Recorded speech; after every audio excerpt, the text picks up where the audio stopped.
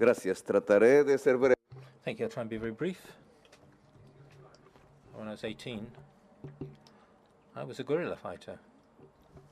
And I'm 19, and I wanted to take part in an armed revolution, democratic revolution, as many people of my time. I was chosen by arms. Then I was 15 years a member of parliament, and because of these facts, half of the population of Bogotá decided to elect me as mayor, and I had my first experience as in governing, which led me to a naive belief, that is to say, that politicians have to deliver what they promise in their campaigns. And in my campaign, I had promised to go beyond segregation of social segregation and to adapt Bogotá to climate change. And I really focused on pursuing these ideas. We invited young people to leave their cars and bikes. A number of days during the year, we had no car traffic. Insults began to come in, and we changed the town planning system so that builders wouldn't build in the high-risk area of Bogotá. A third of Bogotá lives in a high-risk area, and more. One day, following a decision of the Constitutional Court, we left we took away some of the waste collection system, which was carried out by private people, and they collected waste and they produced methane and made a lot of money. And we gave this business to poor families which had sorted out rubbish in order to obtain something to live with. The poorest families in the city. People who, in the icy dawn, were collecting rubbish on the street to survive. And so we took a very a business to put waste under the soil and produced methane from these rich entrepreneurs, and we had these poor families to recycle waste. And I was removed, and I was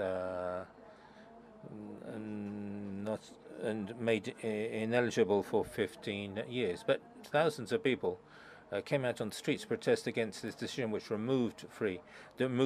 And that was a public administrator, who decided to remove an elected official going against the Inter-American Treaty of Human Rights. This was the person who rejected me, was a member of a congregation called St. Pius X, which harks back to the Council of Trent and says that popes since then are communists. The social movement replaced me in my position, but can you try to understand what it meant to try and adapt a city to climate change? It's a social conflict, it's a political conflict, to try and defend life and humanity faced by what climate change has produced is a battle against power. And it leads to political and social huge political and social reactions. When I was mayor, I decided to see what was being done at the world level. I went to COP in Warsaw, the Polish winter, and I found that the debate was very frozen. It wasn't like in Bogotá. Presidents met in summits as well as some UN bureaucrats and representative of other organizations and the major economic powers, and the conclusions they reached was that what had caused climate change was able also to reverse it. Climate change was produced by the market, which produces rubbish, um, which goes to the earth, and this is what we're dying of. It's the excesses of the markets which lead to greenhouse gases. But in the summits I went, and I think that we're part of the summit sect, we go from summit to another summit, repeating the same thing, namely that we believe that the market can solve the climate problem. They say, let's set a fund with countries and the World Bank and IMF, and we can have bankable projects and profit-making projects which can do things as if the market could do something to adapt society to climate change. And what's the point of giving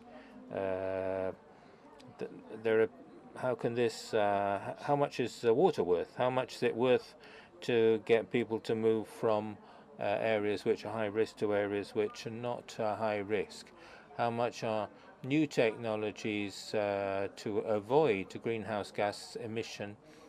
And if we were to add this all up, we would see that the budget isn't enough. Thomas Piketty wrote a book, Jeffrey Sachs will recall it, that public assets are equal to the public debt. Namely, there is no net public assets in the world. Where's the money going to come from? It's to come from private capital.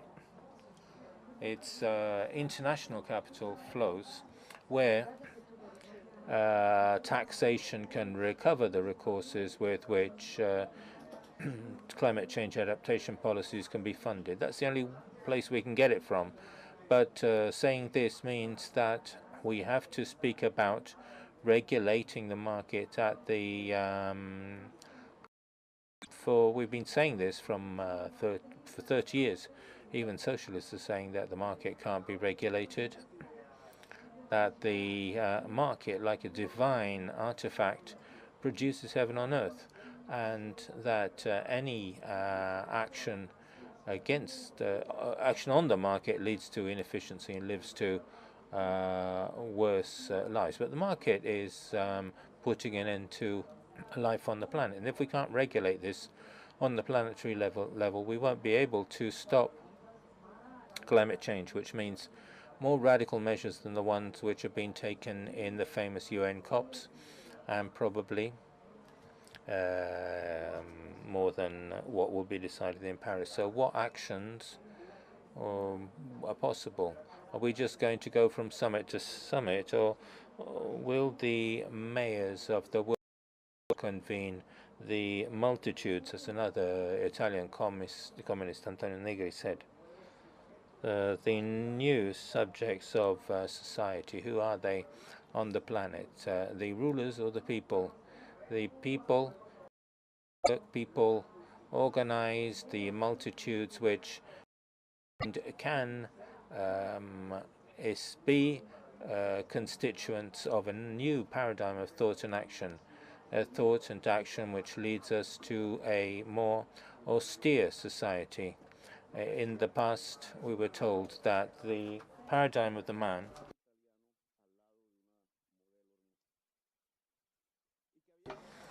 and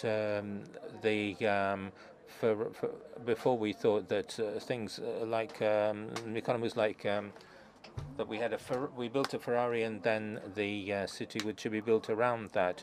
But in the 21st century, the paradigm is for someone to go down to buy bread in a shop and go back home and make breakfast for his kids and maybe his wife, and go to work on his bike. This change in paradigm is a revolution. It means that and obviously the huge economic powers against it. I'd like to refer to Michel Foucault, who spoke about building a policy of life, a biopolitics, and this is the scenario which we need to implement on the worldwide scale. Thank you. Many thanks. Congratulations.